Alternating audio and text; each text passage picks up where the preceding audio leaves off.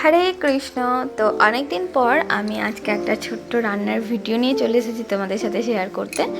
তো দেখো, এটা প্রথমে এরকমভাবে ডুমো ডুমো করে পটলটা কেটে নিয়ে তারপরে সেটাকে আমি ভেজে নিয়েছিলাম সুন্দর করে।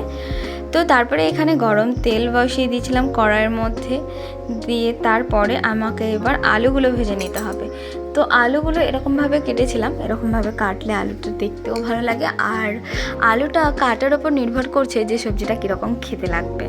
তো যাই হোক, আমার আলু পটল দুটোই ভাজা হয়ে গেছে। তারপরে দেখো এখানে 5 ফোড়ন তেজপাতা সমস্ত কিছু দিয়ে দেওয়ার পর আমি এখানে দিয়ে দিয়েছিলাম টমেটো পেস্টটা দিয়ে দেওয়ার পরে এখানে আমি ভালোভাবে টমেটোটা কষিয়ে নিতে হবে, আর তারপরে দিয়ে দিতে হবে মশলা। এবার এই মশলার মধ্যে ছিল জিরে, ধনে, আদা আর শুকনো লঙ্কা পেস্ট।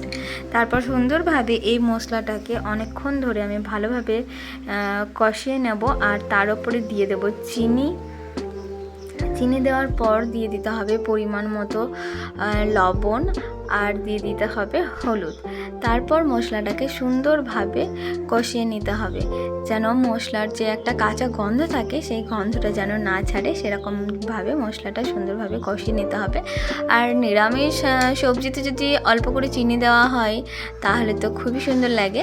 তো চিনিটা অপশনাল, তোমরা দিতেও পারো আবার না দিতেও পারো, আমি তো ব্যবহার করেছিলাম। তো তারপর দেখো আমার মশলাটা প্রায় কষা হয়ে গেছে। যখন এরভাবে গা ছেড়ে যাবে তো তারপর ভেজে রাখা পটল আর আলুগুলো এর মধ্যে দিয়ে সুন্দরভাবে এখানে নাড়াচাড়া করে নিয়ে তারপর দিয়ে দিতে হবে জল। আর জলটা কিন্তু নর্মাল ঠান্ডা জল দিলে চলবে না, জলটা দিতে হবে একটু উষ্ণ গরম জল।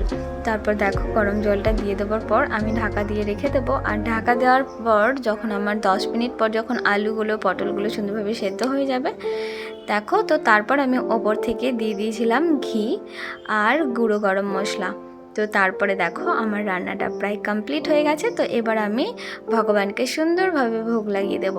আমার এই রেসিপিটা তোমাদের কেমন লাগলো অবশ্যই জানিও। আর আমি আরও কিছু রেসিপি আমি আবার যখন রান্না করে ভগবানকে দেব তো আমি অবশ্যই তোমাদের সাথে শেয়ার করব।